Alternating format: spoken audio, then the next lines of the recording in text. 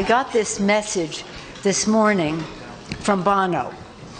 And most of us, we're always, whether we're in Ireland or here or whatever it is, Bono has been a very Irish part of our lives. Oh, St. Patrick, he drove out the snakes with his prayers, but that's not all it takes. They struggle for us to be free from the psycho in this human family.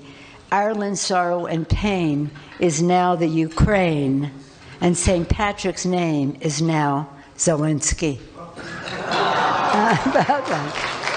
It is 9 o'clock on a Saturday morning in Athens, and I thought I would do a quick video update with what's going on in the news and in Russia and Ukraine. And you just saw a video of Nancy Pelosi celebrating St. Patrick's Day by reading a poem sent to her by Bono, the lead singer of U2, a band that once would call out the establishment and globalism, you know, all the songs that they would come up with, like Sunday Bloody Sunday and Pride in the Name of Love and New Year's Day and all these songs that were fighting against the power. And now they are the globalists. I mean, Bono is hanging out with Soros, and he's sending Nancy Pelosi poems where he compares St. Patrick driving out the snakes to Zelensky, the oligarch, deep state puppet actor. Incredible. And check out this video from Zelensky that he put out just a few hours ago, actually. And it's an interesting video because, you know, it's really poorly produced, isn't it? I mean, I'm not that much of an expert on this stuff. I know a few things from editing videos and stuff like that, but it really looks like a green screen, doesn't it? I mean, if there are some experts in the comments, let me know down below, because when I look at this video that Zelensky just dropped, it looks like he's in front of a green screen.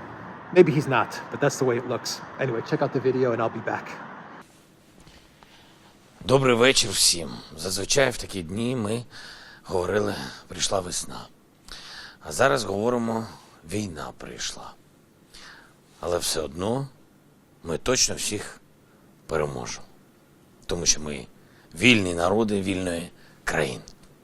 Протягом дня урядовці опрацювали рішення для повного перезавантаження митниці. Вантажі для нашої оборони, для наших людей будуть завозитись в Україну настільки легко, наскільки це дозволяють закони фізики. Перебираємо абсолютно всю бюрократію, всі папірці, а також ПДВ, мито, всі митні платежі.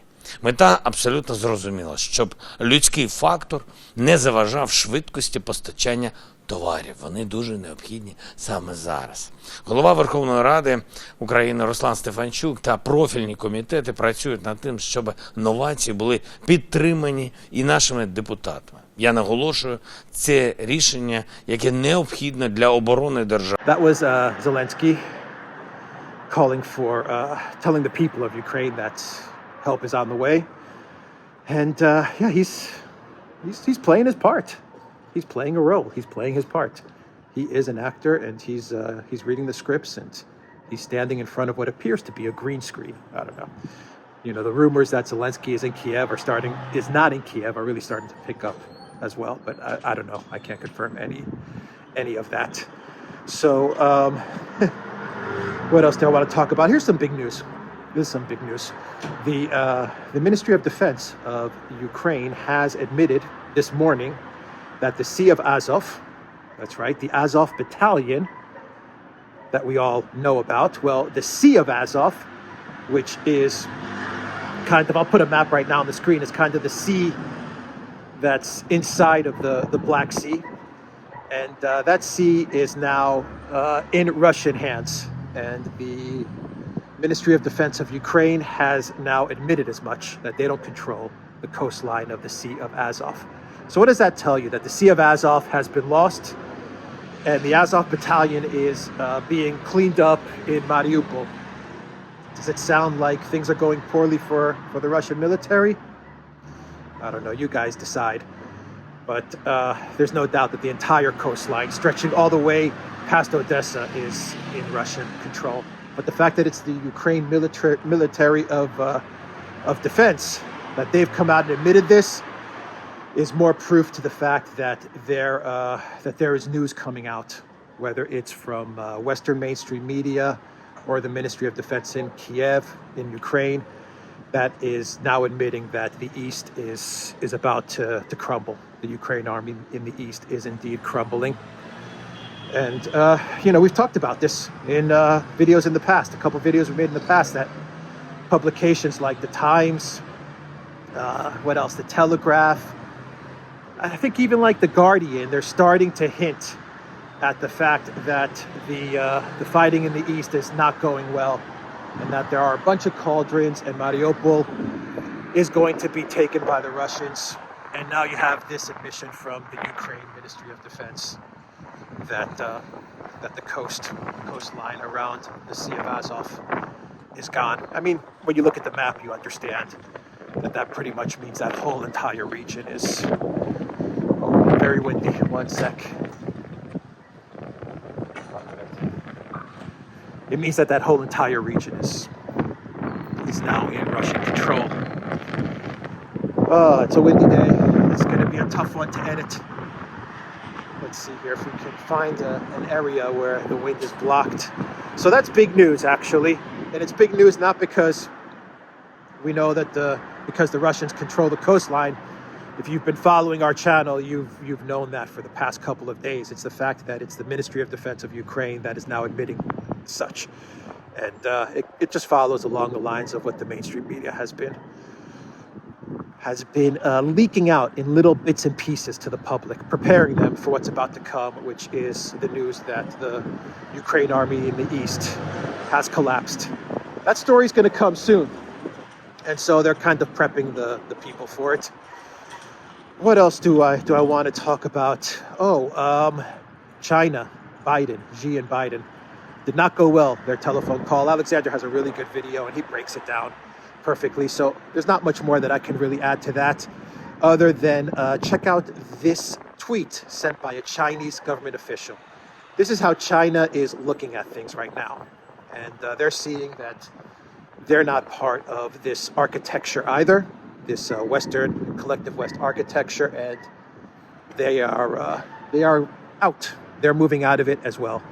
Biden threatened Xi, and he said, if you help Russia, don't you dare, we'll put sanctions on you. And Xi Jinping pretty much told them to just pound sand.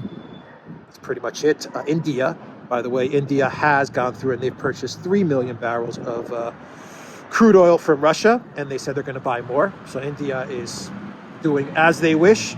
So trying to drive India away from Russia failed. Trying to drive China away from Russia is obviously failing. Saudi Arabia and the UAE told Boris Johnson to go back to the UK. He went there to beg them to help them out with oil production, and they told him to get lost.